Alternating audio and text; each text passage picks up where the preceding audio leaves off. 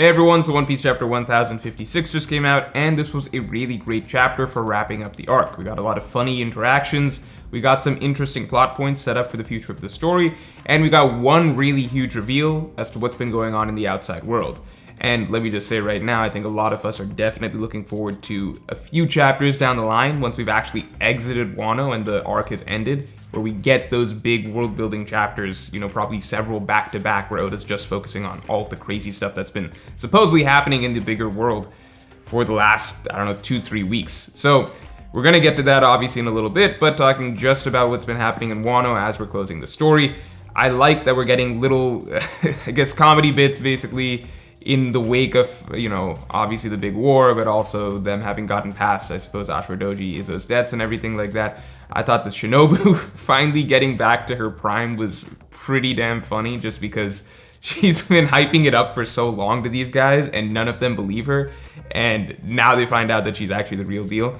I thought that Kinemon, we got I guess that this has kind of just become his recurring gag ever since he accidentally out-schemed Orochi way back at the start of Act 3 by getting the port wrong and everybody ending up at the right place in the end, or at least everybody ending up together and all assembled just through his own mistake, and him just rolling with it. So again, we got that recurring gag for him right here. I like that little recurring gag for Kinemon because I've just enjoyed his character, or come to enjoy it so much more over the course of Wano, because I've always said this, Kinemon's just this normal dude. He's just a normal dude. He's not that strong. He's not the best leader or strategist even, but his heart is in the right place and he kind of makes do. He's like the perfect sort of stand-in leader for when you don't have someone better around, but you need someone kind of pushing the cause. And because he's nothing special, because he's nothing particularly phenomenal, that's what makes him and everything he's been trying to do over the course of the arc, I think, more endearing or appealing to me. He's not a Luffy, he's not an Odin, he doesn't have the name that Momonosuke has or anything like that, he's not a Kazuki. He's just a guy, but he was able to rally everything together. There were some, little trips and bumps along the way, and he didn't do everything perfectly, but he has the respect of so many people, even if it's not quite deservedly so, because his heart's in the right place. I think it's cool just the way his whole story is played out over the course of this regardless. So I liked Kinemon's little recurring gag coming back. I would have loved to have seen Kinemon and Otsuru's reunion, at least a bit of that, because that is something that was actually teased from very early in the story, so we were looking forward to that very early in the story. It came up multiple times, can't see her before the war, she hasn't seen him as he's setting out to war. We actually got, that was one of the few chapters in Odin's backstory where we actually got some, slowed down, not montage-esque, but slowed down focus in the story of Wano Country, and it started off with Kinemon and Otsuru, and that was basically the kicking off point of Odin's storyline, that, their little romance or relationship. So, would have loved to have seen that come full circle, because I actually felt like that was one of the slightly more fleshed out relationships over the course of Wano. Would have been great to see that come full circle, but glad to see that they're both happy at the end of the day. Carrot. So this one kind of throws me for a loop because it makes almost no sense to me. So Carrot has been named leader of the entire the entire nation of Zou. Carrot is a teenager. She's 16 or 17 or something like that last I checked. I think that it's kind of bizarre just because, one, at first I was like, okay, makes sense. She's probably the strongest. No, she's not the strongest. She makes that very clear. So she's not the strongest. She's literally still a kid. And she did have an outside adventure with Luffy and everything like that, but I didn't realize that that's the one prerequisite required to be the leader for this entire nation, because she's, again, not that strong. She hasn't ever shown any sort of leadership characteristics or wisdom or anything like that. So they're kind of just rolling with the fact of you just went outside, you know what, you're probably leadership material. And she's like, sure, I'll roll with it. I think, at least from what I'm looking at, it definitely looks like the Musketeers should be running things. But, if Carrot's the leader, I do think that kind of, it's a bit of a nice balance that we get at the end of the day, in that we felt like she was getting plenty of she was getting more focus, I guess, than the usual side character over the course of Whole Cake Island. So there was a big question mark, what's going to happen with Garrett? What's she being set up for? She did not get enough focus to warrant ever being a Straw Hat, not enough focus for development.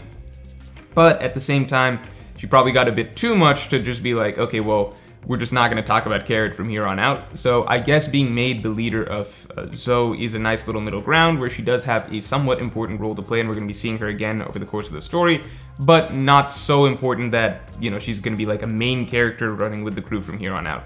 Also helps that, okay, now the Dukes are going to be in Wano, where I guess it does feel like they kind of belong. I think that, you know, Momonosuke, obviously with the deterrent of Kaido being gone, it is important that Momonosuke basically has as many strong fighters as possible by his side here.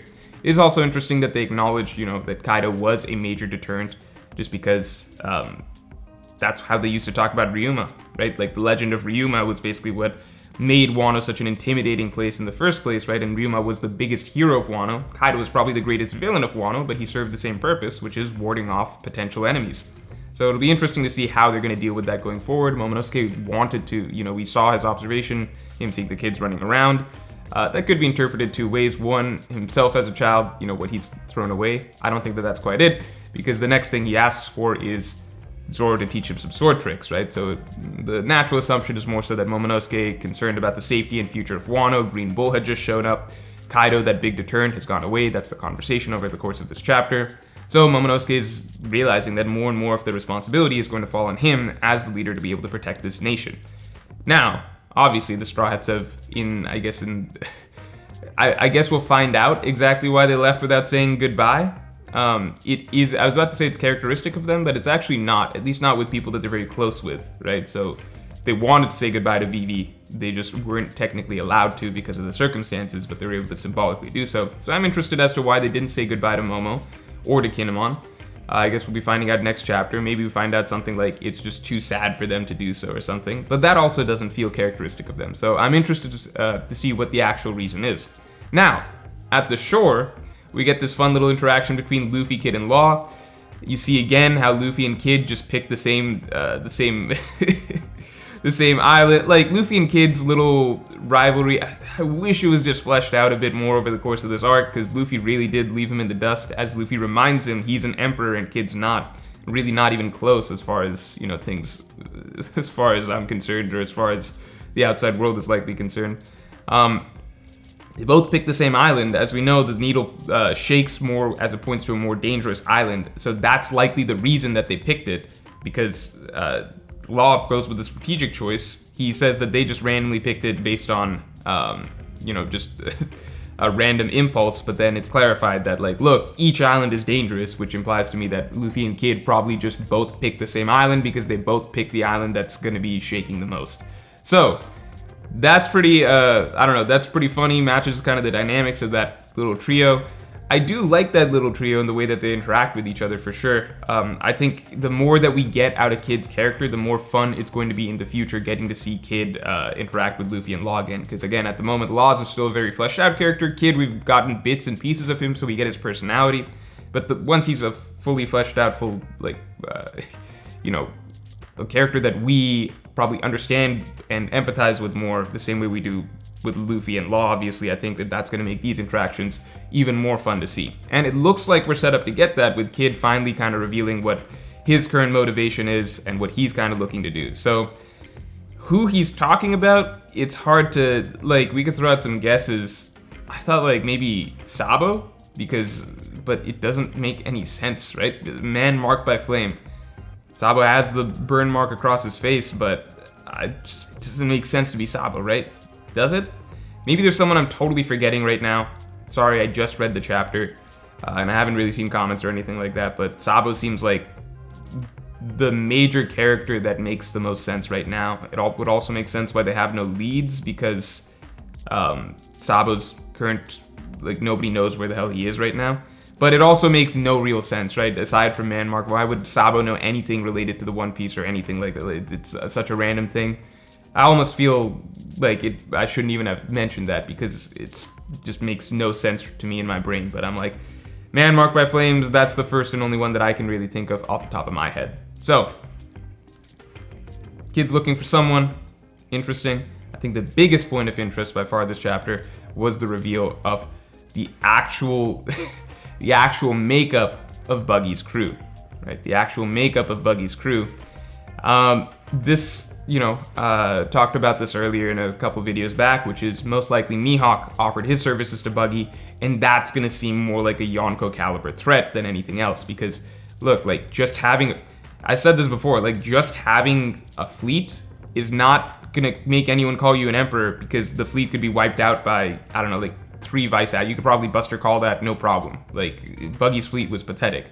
Again, I mentioned many times over the course of that video that their strongest fighters were the freaking giant squad that's now like the 8th division or something like that in Luffy's own Grand Fleet, which is separate from his own higher, more important, like, actual Straw Hat crew and stuff. Like, Buggy did not have much firepower in his crew. Nothing to warrant him being called an emperor or anything like that. If everyone with a fleet got called an emperor, then Orlumbus would be called an emperor. So that couldn't have been the case.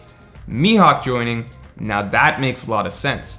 And also Crocodile as a nice bonus. I had thought that maybe it would be Weevil who also joins, but Crocodile makes more sense considering Weevil really is stuck on his own agenda, which is he wants to fight Marco, take out the rest of the Whitebeard pirates, things like that. Crocodile, we don't really know his motivations or anything like that, but we do know that he does have a prior relationship with Buggy, and that they've done this shtick before with Buggy pretending to be leader while Crocodile and other Shichibukai basically carry out and actually execute the dirty work as the real, firepower behind the whole organization. So we got this shtick in Impel Down, we're just getting it again in the New World. I love that. Really was happy to see Crocodile as the pleasant surprise right there, because I think Mihawk just made a lot of sense. It also confirms for a lot of people, I think that this is pretty good confirmation that, yeah, if Mihawk was a pirate, this is essentially confirmation of this, that if Mihawk was a pirate, he would be considered a Yonko. He would be considered an emperor. Because, Buggy we can cross off. Buggy is basically a blank space. So, like, Buggy's just a figurehead. He has no actual, fighting ability whatsoever, right? So the reality is that Mihawk is the guy that most of this threat is coming from, because as we know, Crocodile, as strong as he is, he's not, like, none of us consider him actually to be, like, up there. He's not going to take on an admiral or anything like that, right? Unless he got really strong over the time skip, so maybe I'm overstepping my bounds there. But I think at face value, right now, what it looks like is that, this is essentially the equivalent of, like, if you take Buggy out of the picture, because he's really not a factor in reality whatsoever. If you take Buggy out of the picture, Mihawk is really the guy that is the most significant force in this organization. And with Mihawk basically being a pirate that now has a large organization around him, that alone is enough to be called a Yonko level threat, right? A Yonko Empire level threat, which basically suggests that if Mihawk had his own organization, we finally kind of get that confirmed. If Mihawk had his own organization around him, then he would also be being called a pirate empire, the same as, Shanks, Kaido, Big Mom, etc. So I think that that's pretty interesting to see. Crocodile, pretty good number 2. This is basically like, it is the equivalent of Mihawk being an empire and then having Crocodile as your first mate, something like that. Again, Crocodile, hopefully he got stronger over the time skip or something like that, because you can't have a dude who lost to Alabasta Luffy as your number 2 guy. But we saw Crocodile in the war. We know he's got more up his sleeve than what we initially thought. So I could go into a whole theory about. I'll save that for later. I'll talk about Crocodile later. Basically, what might have happened between Alabasta to Marineford. But that aside, last thing to talk about is Yamato. As much as it pains me to say this, Yamato may very well join the crew next chapter. At the very least, we probably get the answer as to whether or not Yamato is joining next chapter. So, at this moment in time, she's 100% set on joining, obviously, because she has not developed whatsoever from the first chapter that we met her. And the first chapter we met her, she said, "I'm Kazuki Oden, I'm gonna go sail with you guys." That's what she's saying this chapter. Nothing has changed about her character, obviously, over the course of this entire arc. So, yeah, maybe next chapter she joins. We'll see what Luffy and the crew's response is, but she does seem pretty much set up to join. So it does look like next chapter, at the very least, Momonosuke, Kinemon, Yamato, they are going to have their final little encounter with the Straw Hat crew before the Straw Hat crew finally leaves and the Wano arc essentially wraps. So definitely looking forward to next chapter, and I will talk to you all later.